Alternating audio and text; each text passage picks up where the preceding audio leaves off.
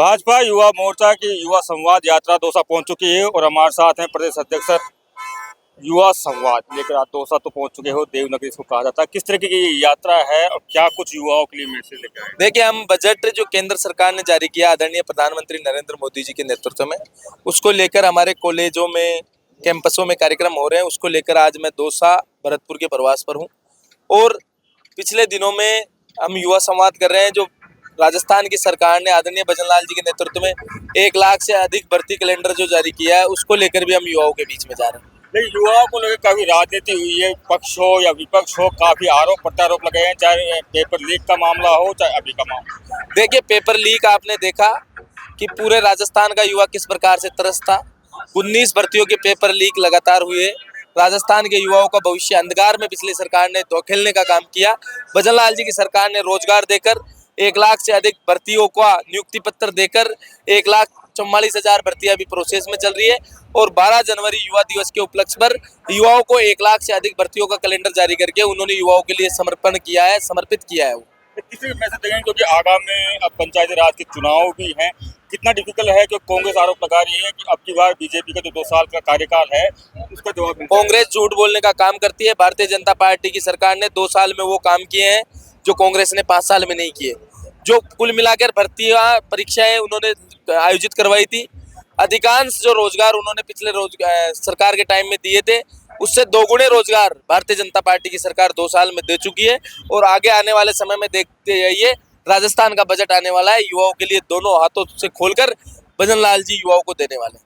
युवाओं की राजनीति को किस तरह से देखते हैं कांग्रेस और बीजेपी में? देखिए, कांग्रेस में युवाओं का भविष्य अंधकार में, बीजेपी में भारतीय जनता पार्टी ने माननीय राष्ट्रीय अध्यक्ष नितिन नवीन जी को 45 साल में अध्यक्ष बनाकर ये साबित कर दिया कि भारतीय जनता पार्टी की जो संगठन है वो युवाओं की चिंता करता है, उनको आगे लेके आने का काम। पूरी राजस्थान का अहम जिला है दौसा और यहाँ की राजनीति काफी इफेक्ट करती है। किस तरह देखते हैं क्योंकि कहा यह जाता है पूर्वी राजस्थान जो भी सिंहासन पर बैठता है सिंहासन का गेट खोलता है।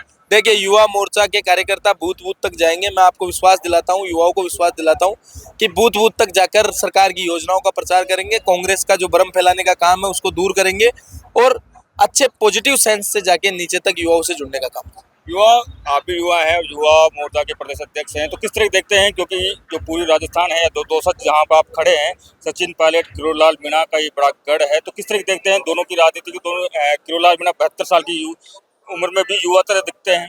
देखिए, आदरणीय किरोड़लाल जी ने बहुत लंबा संघर्ष किया, उन्होंने बहुत लंबा काम किया, अनेक जन आंदोलनों के द्वारा उन्होंने काम किया है। वो हमेशा युवाओं के लिए सोचते हैं, युवाओं के लिए काम करते हैं। ऐसा ही हमारी भारतीय जनता पार्टी का जो प्रदेश नेतृत्व आदरणीय मुख्यमंत्री जी हैं, वो भी युवाओं के लिए सोचते हैं। आप देखिए ना, युवाओं के लिए कितनी योजनाएं लाकर काम किया जा रहा है।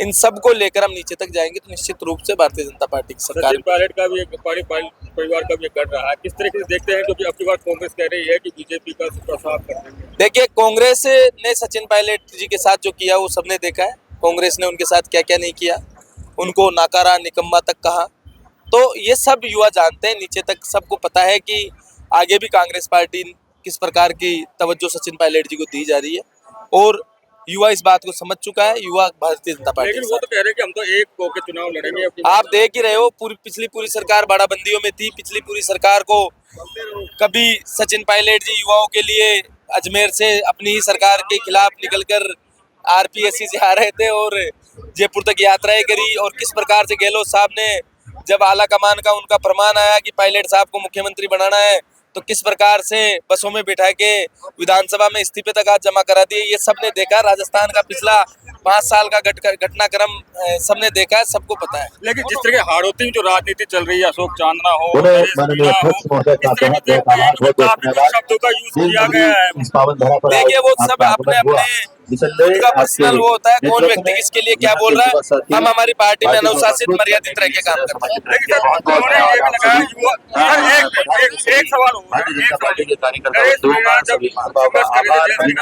धन्यवाद। बीजेपी के संपर्क में रहते उन्होंने फिर बाद में कहा कि मरते दम तक मैं बीजेपी के साथ ही रहूंगा। ऐसा क्यों है? जो युवा नेता है संघर्ष करते रहते हैं। देखिए, हर व्यक्ति की अलग विचारधारा होती है, वो जो विचारधारा उनकी होती है उसको लेकर काम करते हैं। मेरे को इतना ज्यादा किसी के भी व्यक्तिगत मामले में हस्तक्षेप करने की मेरी ना तो मर्यादा है, ना मेरा संस्कार है, ना मेरी पार्टी मुझे बताती है। धन्यवाद बातचीत करने के लिए। तो ये थे भारतीय युवा मोर्चा के प्रदेश अध्यक्ष दौसा पहुंचे हैं, जिनका जगह जगह भव्य स्वागत हुआ है। संदीप मीणा, दौसा, राजस्थान तक।